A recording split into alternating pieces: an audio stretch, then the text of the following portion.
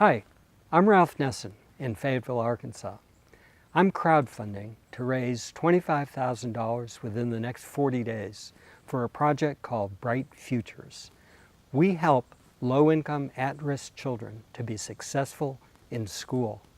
We do it by inviting the community in, the entire community's resources, time, talent, and treasure brought to bear upon the needs of low-income, at-risk children. It works like this. A teacher, a counselor, a nurse identifies a problem that a child is having. Say, for instance, a dental problem that prevents the child from learning.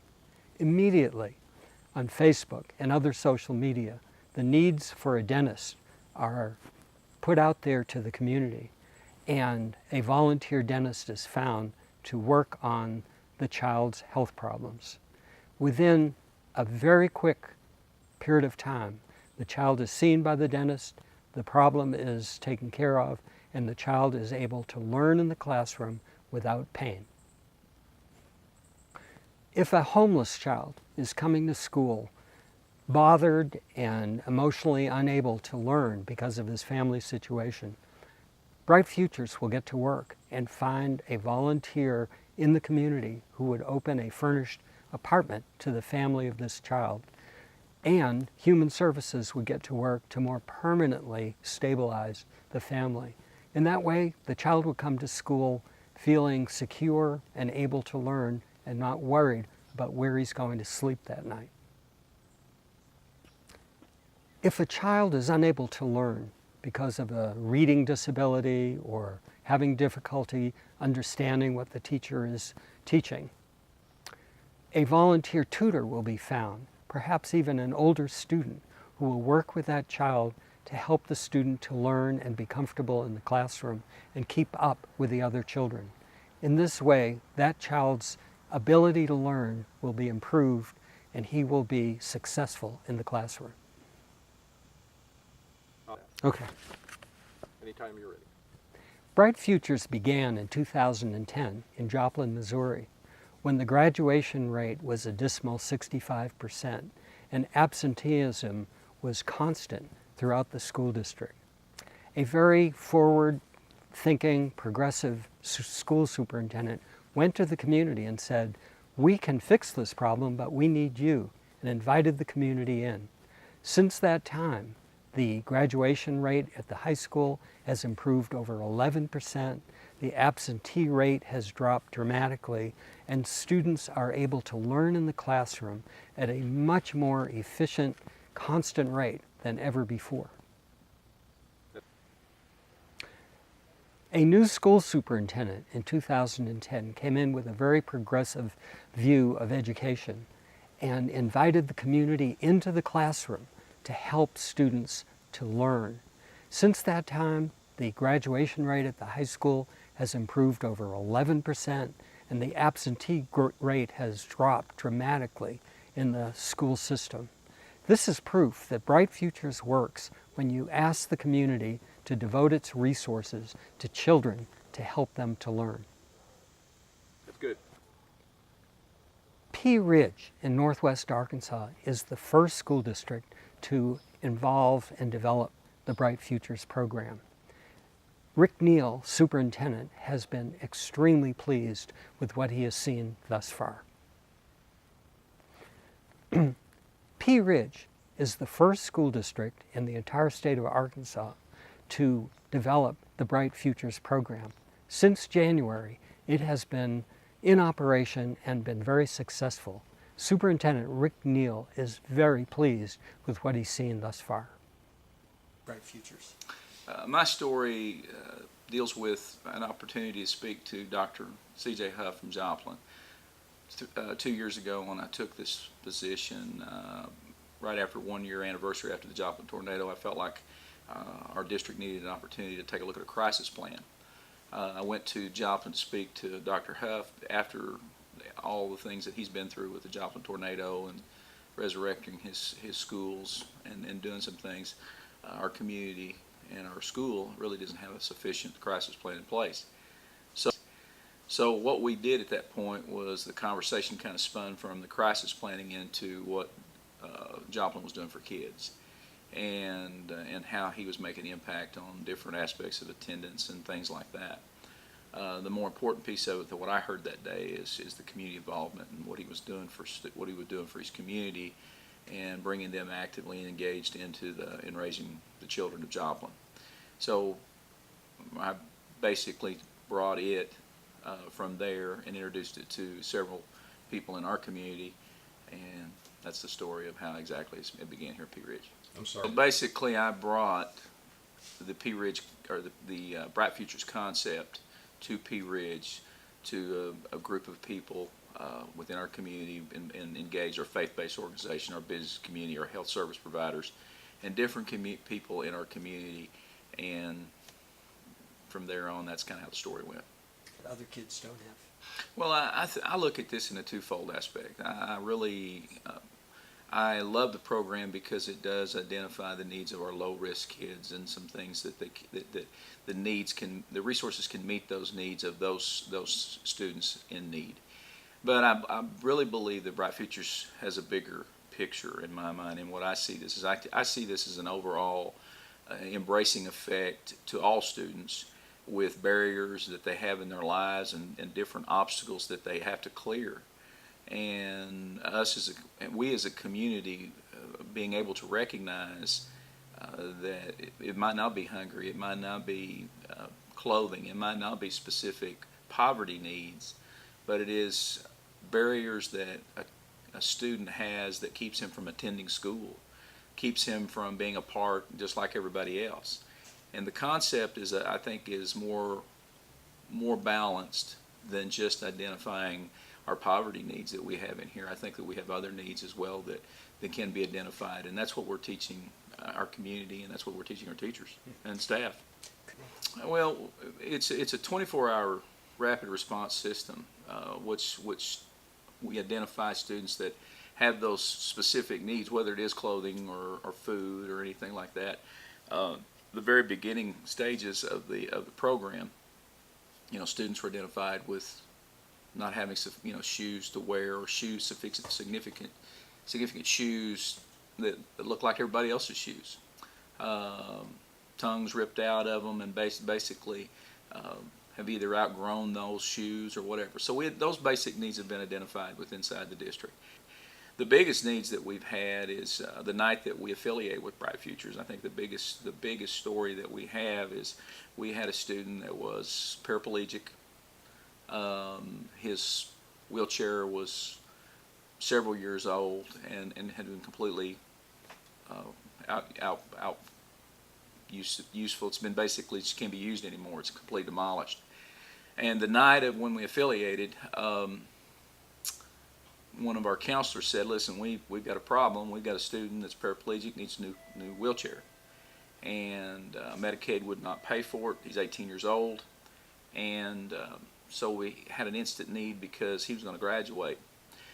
That student not only got a wheelchair within 24 hours, matter of fact, he got with 2 hours of the board meeting. That student also took his crutches and walked across the graduation floor that night. But our community found the wheelchair for the kid, paid for the wheelchair, and that's what his dream was, to walk across that graduation floor, and he did that night. And it was an awesome experience because we seen how the resources inside our community were met immediately, and we didn't have to go to any other provider, any situation. It happened in our board meeting. So that's what made it kind of unique and very heartwarming. I really don't think the kids know the impact of it yet. I think that the one piece of the Bright Futures concept that we're really working hard on is the service learning part of it, and understanding that giving, and once you are given that gift, is to give it back, and how to pay it forward. And we're working on that piece of it strongly right now. I think the kids, they're grateful and they're very appreciative.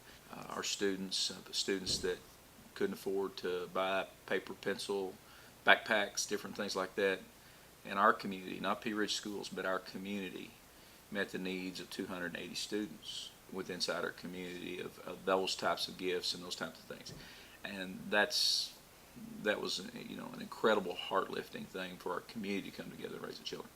So I think our community recognizes what Bright Futures is doing. I think our kids, probably not at this point in time, understand where it comes from. And that's okay. And that's okay, as long as they're taken care of. You know, there's several ways to give back. There's several ways that, and several concepts to give back. You know, we have seniors that are looking for community service ideas to put on their resume. We're actively engaged with those kids that do lunch buddy programs and working with those kids to give back, to meet the needs of at-risk kids, to go down there and have lunch with those students. We had 80 seniors last year involved with kids to have lunch with them. And we talk about those service learning pieces in some of our classes, and learning how to pay it forward. If a class gets something to do something, well, they've got to go do something else nice for a class. So that's some kind of service learning piece of it. We're always teaching. If we're going to get something, we're going to try to give something. So I think it's going to be a piece of it. You bet. I think that the whole concept is to find the barriers that keeps that child from coming to school. If we can find that information out, and we can help that student and make him feel like this is the best place in the world to come, I think in the end result, it has to have that kind of type of outcome, we hope. Well, basically, we have an internal setup with a storeroom with instant supplies where it deals with hygiene products, food, clothing, anything like that we can put our hands on immediately. We can move that direction real quick. If we do not have any type of need, for example, we had a student that was attending a Northwest Technical Institute in Springdale, had to drive it every day. And he came to me one day and didn't have the funds to continue to make the drive. And within a 24-hour turnaround, I found somebody that he could go to work for. He went to work for that person put him to work, and then he was able to put the money in his gas tank to where he could keep traveling and go to school. You know, Bright Futures has several unique programs that we've modeled after different school districts in Joplin and Webb City, and different programs in Harrisonville, Missouri, and different things that they're doing, our community's doing. I mentioned just a second ago, backpack program is what our community did with all of our faith-based communities. At Christmas time, every church is actively involved in. One church may do socks, one maybe do underwear, one church does something else different. So those are all pieces that are brought under the Bright Futures umbrella, that everybody's doing something, and this one organization knows what everybody's doing. So we're kind of the corridor for all that. Our community is actively involved in College Bound, which they bought T-shirts for the kids to kindergarten through 5th grade that all had the opportunity to attend a college close by for a day. And hopefully, in the whole piece of that is that we have kids that are attending a college at least 5 times before they get to the middle school. So they've had those opportunities to experience those. Some of our kids have never even left Pea Ridge. So they've had the opportunity to visit 5 different college campuses before they reach 6th grade. Well, people are giving. People want to give. Money has not been the main focus of this. We do have organizations that have helped us, and that's on the high needs, and that's a third phase of this process. That money comes into place that we hardly ever touch when it comes into this whole process. Most people give their time, their talent, their treasure for this process. They do not. They're not actively just opening up their wallet and giving to something that they don't know where the money goes to. People actually give from their heart to help kids, whether it be clothing or any type of need item, or their time. And I think that's where this makes this just a little bit different. I think the one thing that there's really 2 things that are impacting our district and our community with Bright Futures. One is we're all responsible. Our community is heavily engaged in helping our teachers raise children, and that's never happened before. That's the big piece of this whole thing. They're actively looking and searching for ways to help the school district help our kids. And any need or resource, and people are excited about it. It's kind of a competition to see who can help the kid the most. That's one piece of it. And then the second piece of it is our teachers and our faculty and staff. They are now aware that they have help. They never knew they had help. They didn't know where they could go. So the big focus that we have placed on our teachers, that they have that support now. You need to understand that find out what you need, and then let's go find it and see if you can teach, and then we can help the students in the same. So it will all go together. I think it's one of the best community involvement pieces that I have seen over my 30 years of education. It's not something that I actively work at every day. It's something that comes easy because I get to see how we're helping kids.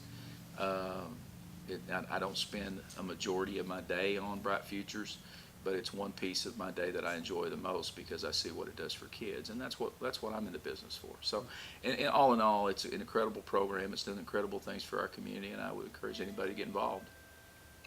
The thrust of our Bright Futures work is to knock on the door of every school superintendent in Northwest Arkansas and invite them to participate in this program, thus bringing the talent of the entire community to bear upon the needs of the children in each school district.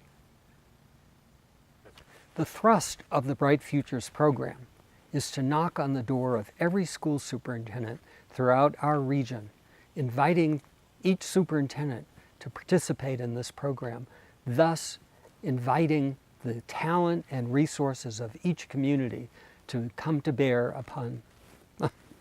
Here are 3 things that you can do to help this program. First of all, your contribution will help keep our project going. We need to raise $25,000 within the next 40 days. We ask you to approach your school superintendent in Northwest Arkansas and bring that person to an awareness of Bright Futures and what it has to offer. And we invite you to visit our website at www.brightfuturesusa.org to learn more about Bright Futures and how you can be involved in this wonderful project. Thirdly, we invite you to visit our website, brightfuturesusa.org, to learn more about the program and how you can be involved in helping to develop this project successfully in Northwest Arkansas.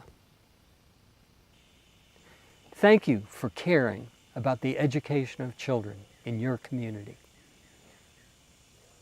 Okay, do it one more time just for speed's sake. Okay. Thank you for caring about the education of children in your community.